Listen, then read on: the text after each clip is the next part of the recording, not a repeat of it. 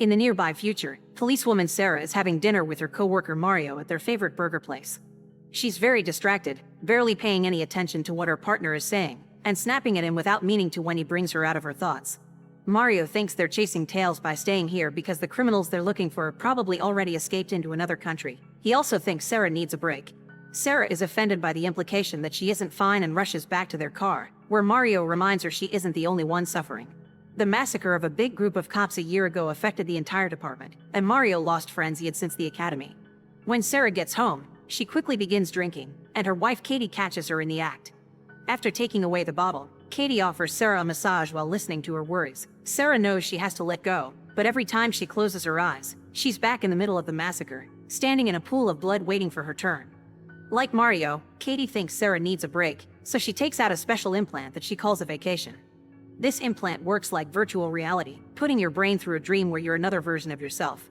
Every user's experience is different because the implant bases the dream on your own wants, drawn directly from your own subconscious.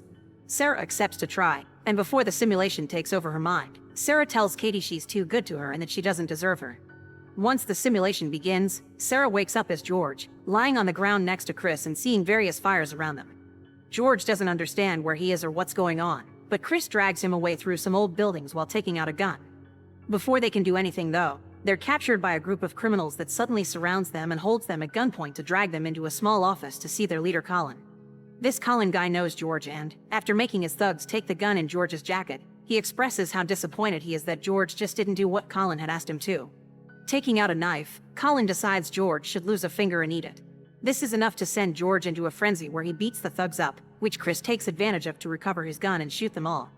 Unfortunately, Colin also takes advantage of the confusion to run away in his car. Chris wants to go after him and takes George to his own car, but this is the 2010s, so the car is old-fashioned and George doesn't know how to drive it.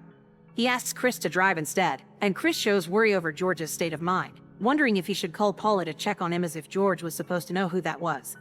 George concentrates and realizes this man is Chris, a really old friend, but everything else is still fuzzy. Chris takes George to his apartment and calls their friend Paula, who is a professional doctor. She tells George that he had a concussion and he should stay awake for 6 hours. She also asks him a few questions that help him bring back some memories. His full name is George Miller and he runs Abacom Data Systems, a company he opened a few years ago, and its net worth is around $4 billion. After Paul leaves, Chris comes back with some news. The police have found the bodies, but there were no signs of Colin. As soon as he hears the name, George sees some flashbacks of Colin's face and a gun, which makes him feel like he wants to cry. Chris mentions that what happened is never going to get easier to accept and that George needs a vacation without leaving the house, so he grabs a gadget from the night table.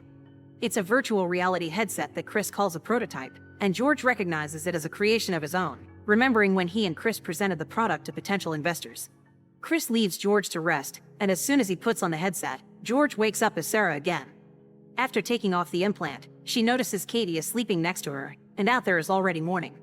Sarah goes through her day as usual and has lunch with Mario at their favorite burger place, but she's more distracted than ever. She also thinks the food is flat, like it has no taste. Mario asks her if she's distracted because of her vacation, and Sarah admits it had felt too real, stable, and rational. The more she was there, the more familiar it became.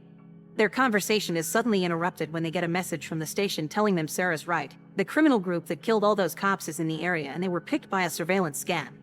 Intel indicates the place where they'll be meeting tonight, so Mario is looking forward to catching them, but Sarah can't shake the feeling this is too easy.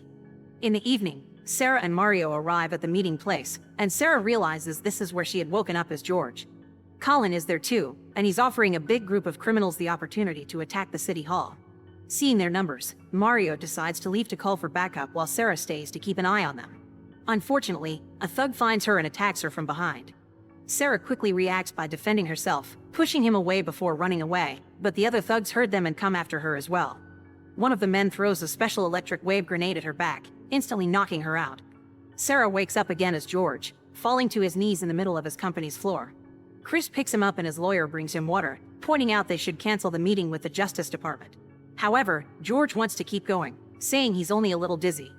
During the meeting, George is asked where he was the night those thugs died, but most importantly, he's also asked why he spent the last 3 months acting like a vigilante around the city, which has endangered the public on numerous occasions. His lawyer points out George is still recovering from the trauma caused by his wife's murder going viral, during which the justice system had done nothing.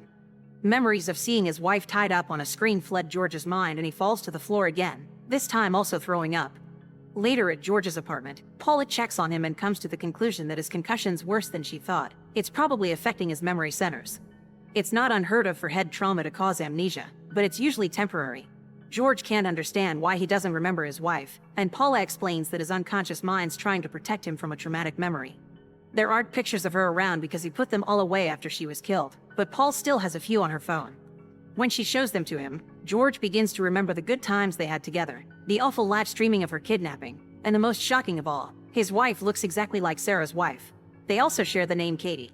George says aloud that there are two of them, so Paul explains the theory behind the concept of déjà vu.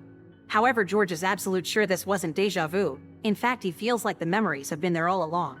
All the flashes he keeps experiencing feel real and true, but Paula reminds him they're memories from his simulated program that his traumatized brain may be misinterpreting as real.